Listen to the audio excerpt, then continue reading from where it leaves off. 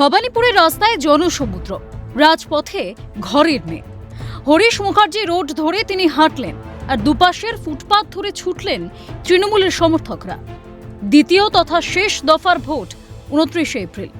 Vote প্রার্থনায় ঝোড়ো প্রচারে তৃণমূল সুপ্রিমো মমতা বন্দ্যোপাধ্যায়।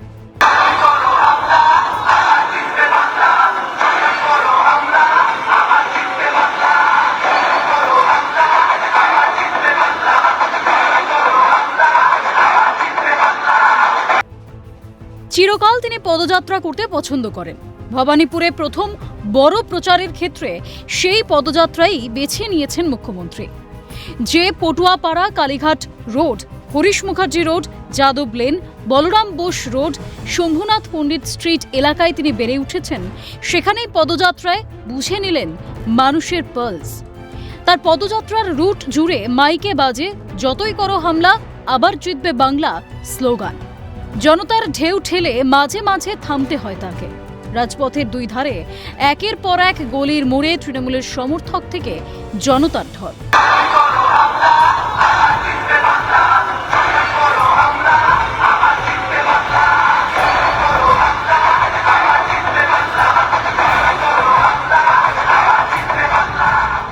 পুরনো বাড়ির বারান্দা, বহুতলের ব্যালকনি, জালনায় হাতে স্মার্টফোন নিয়ে বেরিয়ে এলেন বাসিন্দারা, শুধু একটু ছুঁয়ে দেখা কাছ থেকে নেত্রীকে।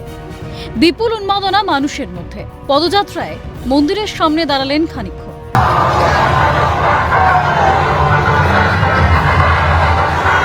শম্ভুনাথ পণ্ডিত স্ট্রিটের সভায় বিজেপিকে এক হাত নেন মমতা বন্দ্যোপাধ্যায়। 4 মে ফল প্রকাশে তা বোঝা যাবে বলে কটাক্ষ বিজেপিকে। নাম না করে শুভেন্দুকে নিশানা মমতার। আর বলতে ঝালমুড়ি খেয়েছে, ঝাল লেগেছে, ঝাল লেগেছে। বল ঝাল তো বুঝবে 4 তারিখে, কাউন্টিং এর পর রেজাল্ট খুলবে আর দেখবে। আর যারা বহিরাগতরা এসছেন, খুব ভাষণ দিয়ে বেড়াচ্ছেন, আর টাকার ভাষণ, তাদের জন্য আমি যত কম বলি সেটা ভালো বলে আমি কাউকে ইম্পর্টেন্স দিতে চাই না। অনেক বাজে বাজে কথা বলছে, যত বাজে কথা বলবে তত বাজে জায়গায় যাবে। আমি তো অনেক দিন পুষে দেখেছিলাম, তার আগে 3 বার দাঁড়িয়ে হেরেছিল মিদনাপুরে। কংগ্রেস করতো, তারপরে তৃণমূল করতো, আর তৃণমূল যখন জন্মেছিল ওরাও ছিল না। আপনারা জন্ম দিয়েছিলেন তৃণমূলের, জন্মদাত্রী মা। তখন আমার ওদের সিট থেকে দাঁড়িয়েছিল অখিলগিরি, আর ওনার পিতাজি তখন 3 নম্বরে গেছিল ছাগলের 3য় ছানা। তারপরে যখন তৃণমূলের বাজার দেখলো, তখন তৃণমূল এলো, সব লুটে পুটে খেলো, যেই ইডি পেছনে লাগলো, ব্যাস বিজেপি হয়ে গেল।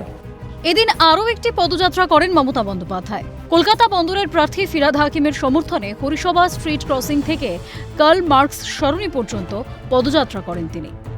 পাশাপাশি ফিরহাদ হাকিমের জন্য ভূকৈলাস ময়দানে জনসভা করেন মমতা বন্দ্যোপাধ্যায়। মমতা বলেন, বাংলায় তৃণমূল ছাড়া বিজেপির জেতার ক্ষমতা নেই। বাংলার মানুষ ওদের চায় না। ওরা এসআইআর করে মানুষের ভোটাধিকার কেড়ে নিয়েছে।